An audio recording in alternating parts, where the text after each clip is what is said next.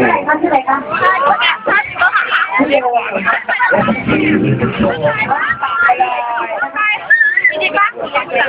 พี่โต๊ดเด้อ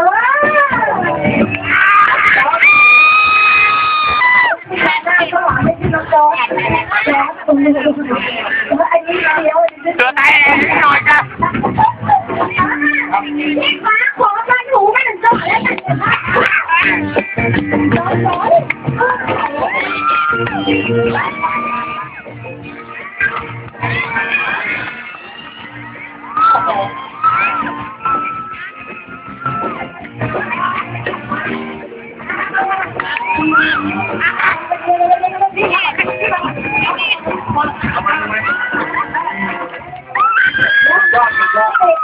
คุกกี้แล้วเขาจะมา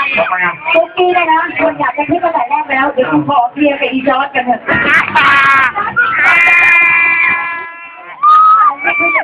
คุณหาติดเมื่อกี้ที่เต้นกับมึงอายใช่ไหม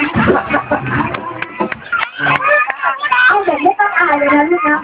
น้องจอร์ดทำแล้วน้องจอร์ดแล้วน้องคุกกี้แล้วก็แล้วกันขอเด็กไม่ต้องอายเลยนะลูกนะ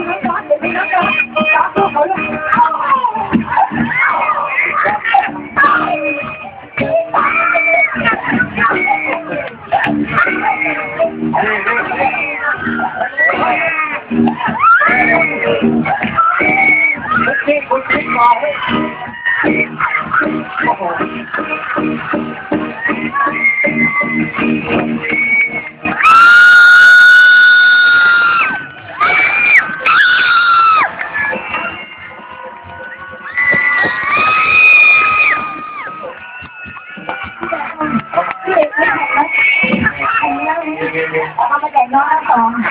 จะบอกตรงนะมีนางน้องต๊อกแล้วก็ไปหรอก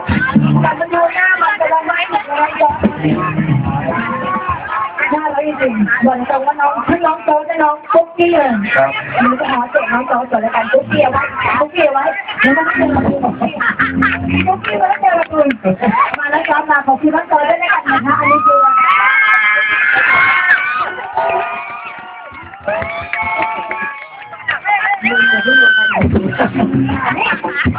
คุกกี้ที่บอกตรงว่าเป็นน้องสาวเลยก็ได้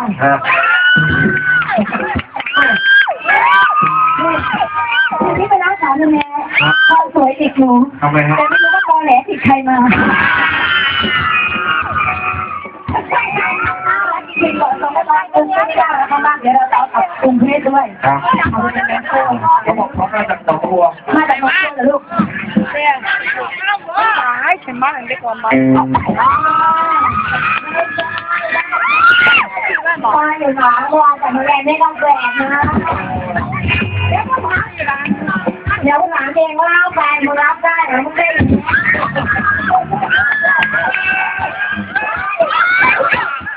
ขอบคุณน้องคุกกี้ด้วยกันนะคะขอบคุณมากเลยที่เป็นแห่งทั้งหมดที่การแล้วกันนะลูกนะขอบคุณมากขอเสียงปรบมือให้น้องคุกกี้ด้วยแล้วกันเลยค่ะเดี๋ยวเขาบอกเขาลงไปไหนเอามาเต้นอีกอยู่ไม่เต้นเอามาเต้นอีกเอามาเต้นอีกเอามาเต้นอีกเอามาเต้นอีกเอามาเต้นอีกเอามาเต้นอีก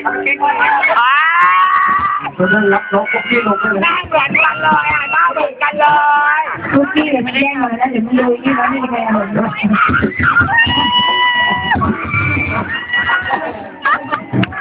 ไม่จริงเลยพี่ช่วยน้องคุกกี้หน่อยลูกคุกกี้น่ารักจริงๆโอ้ไม่ได้ไม่ได้เลย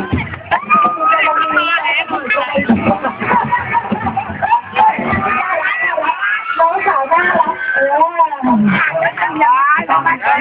ใครมาน่ารักจริงๆคุ้มหัว